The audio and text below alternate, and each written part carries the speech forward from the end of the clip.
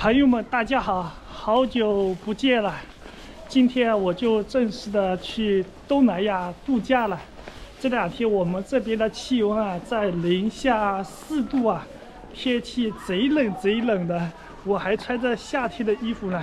现在打算前往昆明出发。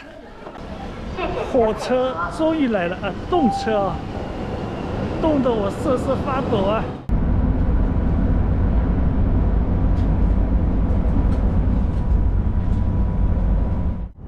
这边几乎是没有人的，那边坐满了，坐在这里该有多么安静的舒服啊！我去买一瓶水喝下，口渴了，肚子也挺饿的。到达湖南的长沙。女士们、先生们，下车时请您留意站台与车厢的间隙，注意脚下安全。未到站下车走动的旅客，请您留意开车提示。列车当前到站是贵阳北。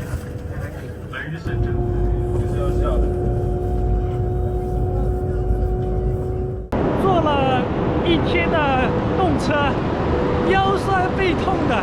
现在是凌晨的快12点钟，到达昆明南站，气温是6到16度左右，天气也不是那么冷啊。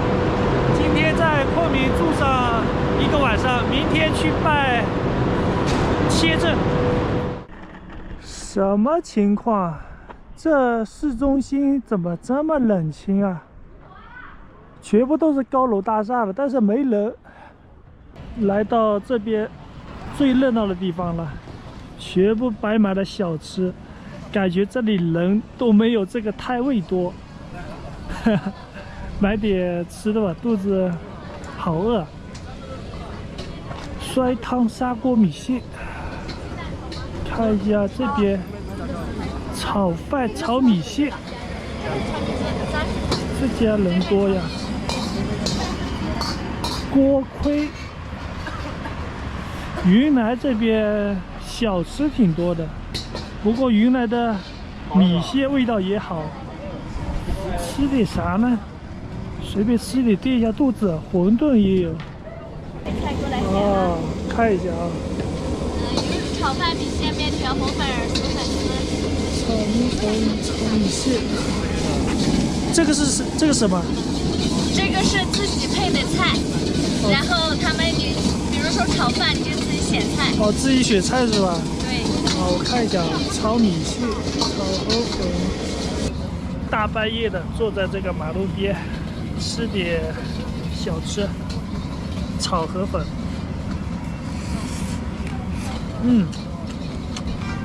这味道还是挺不错的。这里人有点少啊，是在郊区啊。刚刚老板告诉我的。好冷啊，这里凌晨。热气腾腾的，吃完赶紧走。还有这个包浆豆腐。哇，这个房间是真的大呀！还有麻将桌，比较适合一家人。沙发，哎呀，这个房间真的可以住2、3个人都没问题。你看这里有张床，然后这里还有一个房间，哈哈，住2个人都能住，一家4口也能住。洗手间，房间家庭房啊，属于那种公寓房。终于开好房间了，今天坐了1天的动车，腰酸背痛的，谁让我不喜欢坐飞机呢？如果坐飞机的话，直接飞到东南亚国家老挝。可惜就是不喜欢坐，也没办法，只能来到云南的昆明，然后坐动车去老挝。明天呢，我打算去办理签证，就在这个昆明可以办理的，我就早点休息，我们明天进入老挝。来到了昆明外国领事馆区。哎，我好像走错路了，这里不是老挝领事馆吗？问一下。这是我的护照，来到这个老挝领事馆，前往老挝的签证已经办理好了，是那种贴纸签，我办理的是1个月的。给大家看一下这边营业时间，上午的9点至11点半，只有2个小时，下午也是2个小时，大家最好早点来，来晚了可能办理会比较麻烦。星期六、星期天是休息的。现在终于可以踏上老挝旅游的路上啦，出发！就是这里了，彩云北路6800号，在昆明的酒店再住1个晚上，明天就可以前往老挝了。我先把票给订了吧。订票的话，直接可以在铁路12306直接能订。订的话，订明天12号的，明天就是元宵节了。然后把这里外向改成老挝，老挝跨国列车是我的第一站是勐赛，就是这个。然后是早上8点钟，这样子明天我6点钟就要起床了。然后7个小时到老挝，票价是358，二等座。来一个2等座吧，然后有票就订明天的吧，至少添加1位乘客。诶，这个乘客怎么添加不了？诶，咋弄啊？我研究一下。在国内第一次买这种跨国动车的车票啊，跟国内买是不一样的。国内的话，身份证就可以买了。但是这种的话需要护照登记了以后才能买的。我现在已经买了，给大家看一下子吧。我是早上8点钟出发，然后下午的2点钟到老挝的勐赛。你看我这里填写的是中国护照的信息，2等座359。明天我要早上6点钟就出发了，因为需要去取票。在国内的话是不需要取票的，但是这种跨国列车必须要取票。今天晚上早点休息吧。朋友们，早上好啊！现在才7点多，天都没有亮啊，我都已经来到了昆明南寨了。坐动车前往老挝，8点钟的车啊，实在是太早了，没有办法。这个坐动车的人啊，天没亮就这么多了。我先去取票啊。如果没有那个票的话，是坐不了车的。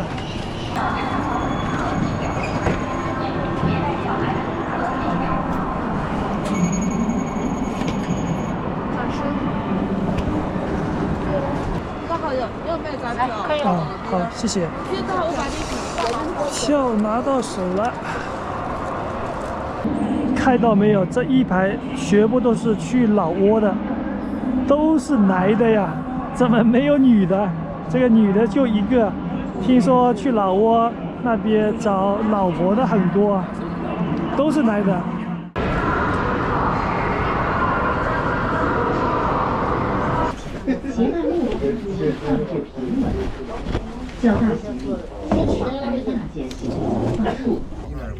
早上的8点05分，动车终于开动了。满满的一车人啊！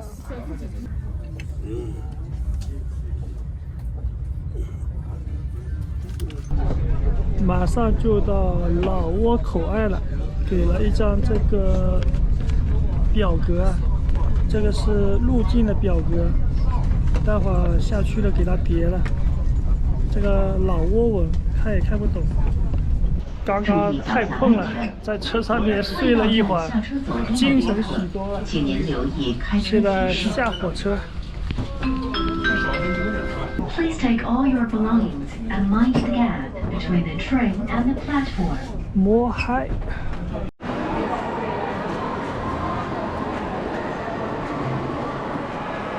这个表格啊写错了，问我要钱，我不给，然后我重新再写一张。那个表格啊比较的麻烦，绝大多数人都是给了钱的，我重新填了一个，最后进了，差点就赶不上了。哎，你们刚刚过来有没有给钱？给了10块钱，给的吧？我1毛钱没给，我最后进来的。给10块钱。他就是明摆的要钱。后来那个工作人员被我耗的那个没办法了，因为我是最后一个，我都已经打算不想坐次浪那个火车，大不了就走那个陆路口岸了。现在已经进入老挝了，手机已经是没有信号了，所以要换上老挝的电话卡。这个是我在淘宝买的，100个 G， 可以用上1个月。现在给它换上了。手机有信号，但是没网络。我找个地方研究一下。刚刚过海关的时候啊，绝大多数人都是给了小费的，而且很多人都是主动给的。然后把钱啊放到那个护照里面，如果你不主动给的话，他也会问你要。我1毛钱都没有给，就耗在那里，等到最后一个啊，他让我进来了。说实话，为什么东南亚这些国家问中国人要小费呢？有时候是我们自己的问题，别人都没有问你要小费，你主动给，他凭什么不要呢？每个人5到10万不等，就是30块钱、10块钱左右。那么多人下来，一个柜台下来一天可以输入上千元，总共有7、8个柜台。真的有时候真的是我们应该要自己找问题。我现在找个地方换钱吧，这个地方实在是太热了。出发了，去蒙塞。我这个手机卡没网络，去那边买一张新的手机卡。这个没网络太难搞了。哎，你好，那个流量卡，手机卡。手机卡有啊，10万1张。那个里面有多少流量？没有流量，单独充。就是单独充到哪一种那个流量比较大的？最高就是15万70个 G。15块钱70个 G 啊？15万50多一点。哦，70个 G 是吧？对。它是那是一个月内的。30天的使用时间。那用完了之后呢？用完了之后你可以不换卡，接着再买流量包就可以了。哦。就是长期用的，但是要拿你的护照登记。这边能换钱吗？100块29万。29万。那美金呢？美金能不能换？美元？美元我不知换多少，我不收美元，我没收过美元，一般都是用收人民币就行。美元的话要做那种专业做钱生意的，可能就收。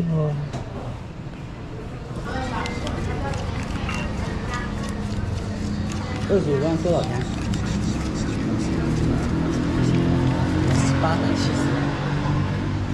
？870。870万。870。86。1、2、3、4。刚刚在手机店里面买了一张手机卡，我现在有2张卡，手机也有网络了。刚刚也换了3000块钱人民币啊，相当于老挝币800多万，也算是好起来了，有钱人了。这里呢就是最繁华的路段了，先找一家旅店吧。你好，会说中文吗？会啊。这个2手的摩托车有没有卖？没有。这附近有没有地方可以卖的？没20的好，买新的。2手的？2手的没有。没有吗？买新车才3000多块钱。新车的是哪一种？是那国产的是吧？国产的。3000多的这个。是哪一种？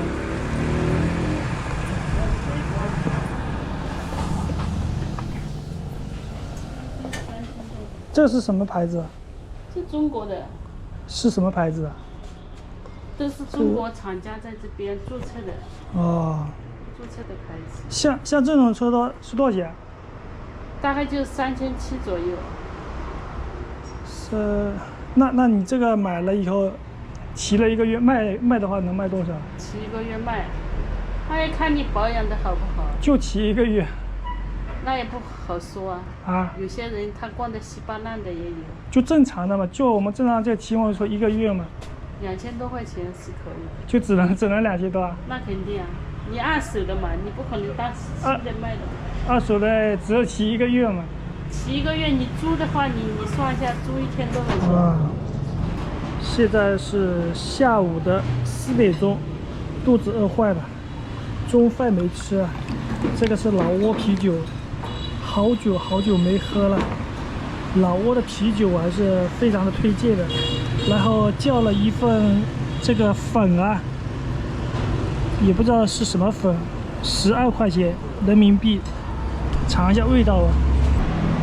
东南亚这些国家很多都是吃这种生的菜的，来到这里可以慢慢的习惯啊。放点这个薄荷叶，然后这个是柠檬。哎呀，这里面放了好多这个鸡肉啊，这个鸡肉非常新鲜，可以。这个老挝的啤酒劲啊，真的是大呀！我就喝了1瓶，现在头啊晕乎乎的。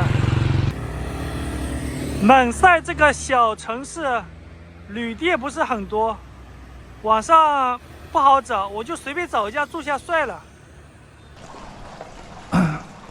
你好，会说中文吗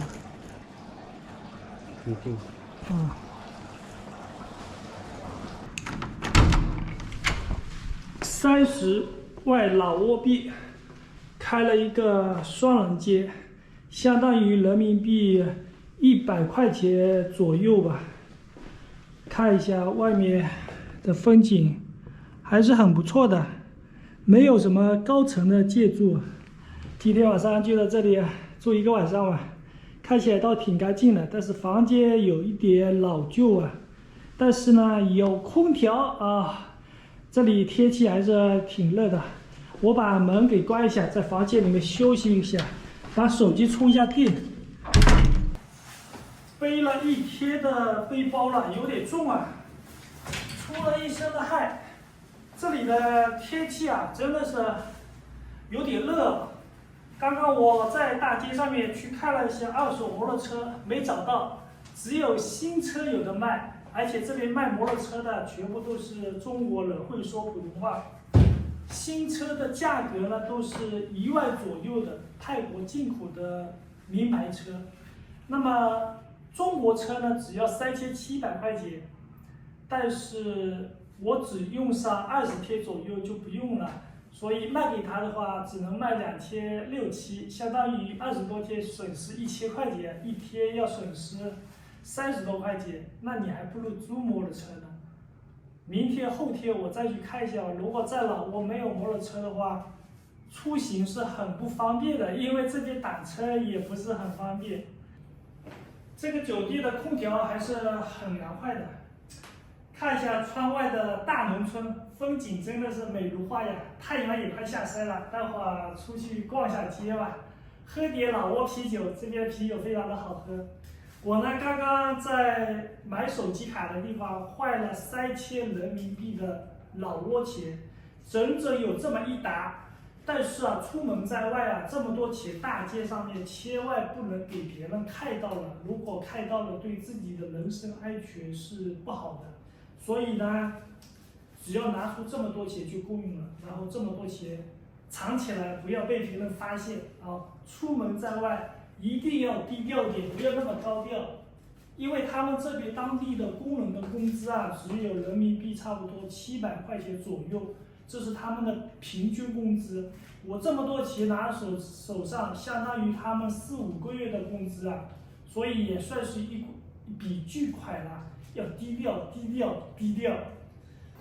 太阳下山了，出去逛一下夜市。这农村非常有烟火气啊！到了，天也快黑了，来到了乌多姆赛夜市，感觉现在人不是那么多啊，天黑了应该人会多一些。看一下里面有什么好吃的。来的太早了，都没人啊，一点都不热闹。这边有卖那种烤鸡的，逛一下吧。晚上吃点海鲜吧，这里啊有这个海鲜，看起来挺新鲜的。老挝呢是一个内陆国家，有这种海鲜也不容易啊。Hello，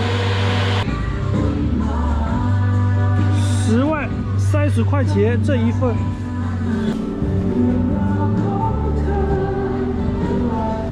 开饭了，朋友们，喝点冰镇的啤酒。这个老挝啤酒啊，劲啊很大的，今天算是第2瓶了。老挝这边啊，他们比较喜欢吃这种凉菜，这个菜啊全部是冷的，包括这个海鲜也是冷的，不过味道也是挺好的，从泰国那边进口的也挺新鲜的。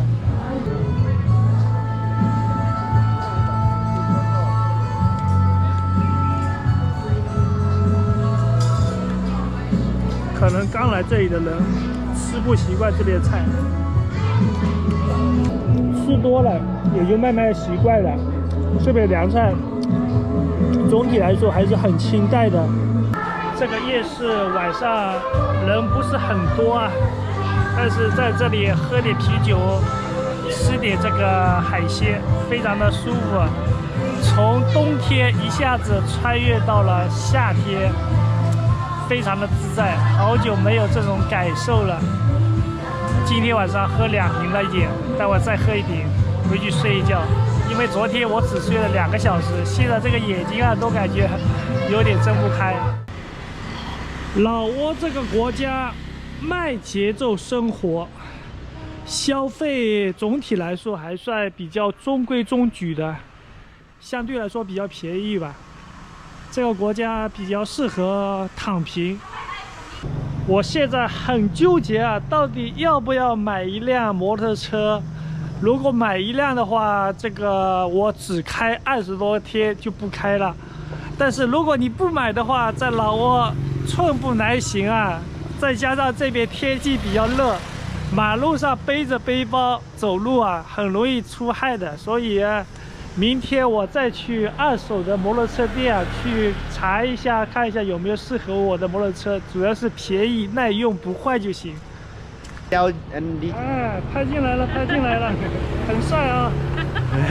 在这里啊，买，哦，这里买啊，这里买，我没有给我便宜嘛，没有给我便宜啊，买了一辆摩托车，这个摩托车3600人民币。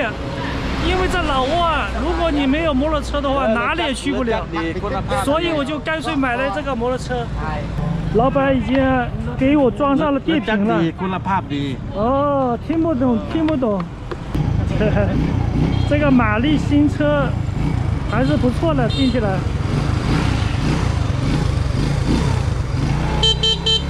3600块钱搞定的，是新车。到时候如果不要了，回国了，直接当2手车啊，给它卖掉就行了。这个车呢，它有一个缺点啊，就是它这个没有车牌的，因为办理的话需要等1个月，我等不了这么久。但是这个车辆的证件是齐全的，如果你到时候出售的话，直接给证件就行了，也不影响你使用。但是有一个缺点，可能会被老挝警察给拦住啊。问你要钱啥的，我只能这么办了，除非你去买2手车有车牌的。刚刚远处传来非常大声的爆炸声，吓我大跳。看一下这浓浓的烟，吓人啊！今天前往琅勃拉邦，离这里差不多200公里左右啊。今天是到不了的，离开蒙塞了，出发。肚子饿了，来一碗老挝当地的粉。来了点这个生的蔬菜，慢慢吃习惯。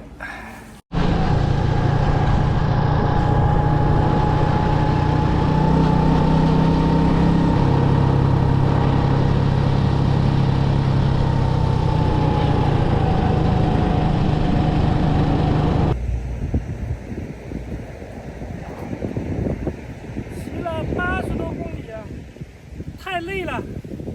在这个小凉亭休息一会儿。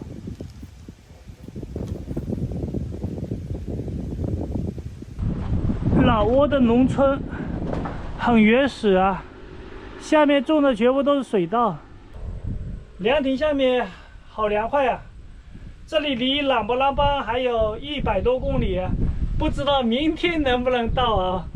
骑到哪里算哪里吧。老挝其实天气还是挺热的，白天30来度，一到晚上的话就10几度，就很凉快了。所以国内现在是冬天嘛，我是来这里玩的，天气还行，也不是特别热吧。马路上都是灰尘，而且坑坑洼洼的，路也不太好骑。下午的4点钟了，要找一个旅店，这边也不知道有没有旅店可以住，好像是快下班了都已经，大家都骑着摩托车回家了。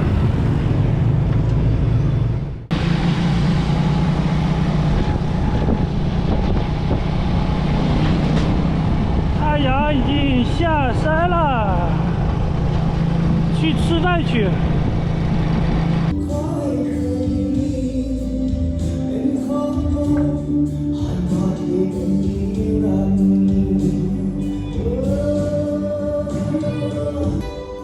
上了一份素菜，尝一下老挝菜啊。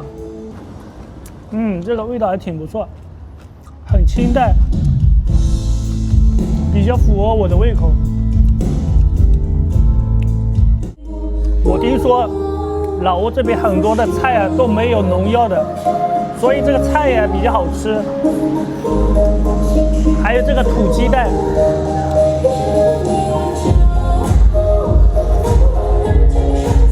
浙江人来到老挝，这个菜还是能够吃得习惯的，除了那些凉拌的可能适应不了，普通的这些炒菜还是可以的。昨天在这个小镇子、小旅店住了1个晚上，今天前往琅勃琅邦100公里。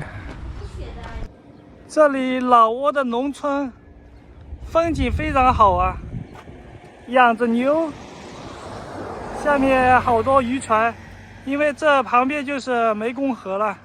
这里的湄公河水非常绿啊，可以抓鱼。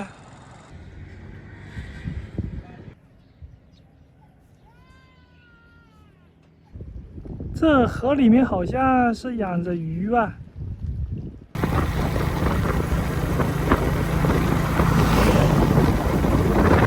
骑了2天，1天100公里，来到了琅勃琅邦这个城市啊，算是旅游城市吧，旅店很多的。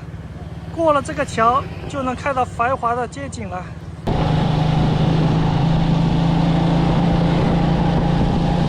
这边的东南亚建筑很好看呀，最高的楼层也就是3层的，一般都是这种2层楼的楼房，也是当地比较有特色的房屋建筑啊。如果建了高楼了，就没有这种感觉了。古色古香，东南亚风格的。哎呀，这里的湄公河夜景确实可以啊！开饭了，开饭了，朋友们，点了3个菜，这边消费还是挺划算的，味道也挺好的，特别是这个鸡蛋啊，这个鸡蛋应该是土鸡蛋。刚刚坐在这里喝了半瓶的啤酒，有点头晕了。老挝的啤酒啊，劲就是有点大。不能多喝，多喝了就头晕，但是不会难受。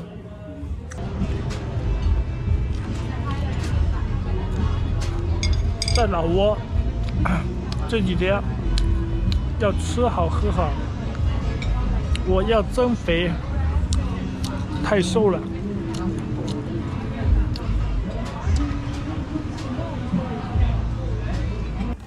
晚上9点钟，这条街冷清了许多了。吃饱饭这里逛一下，然后待会儿逛累了、逛饿了，再去吃点夜宵啥的。哎呀，这里真热闹。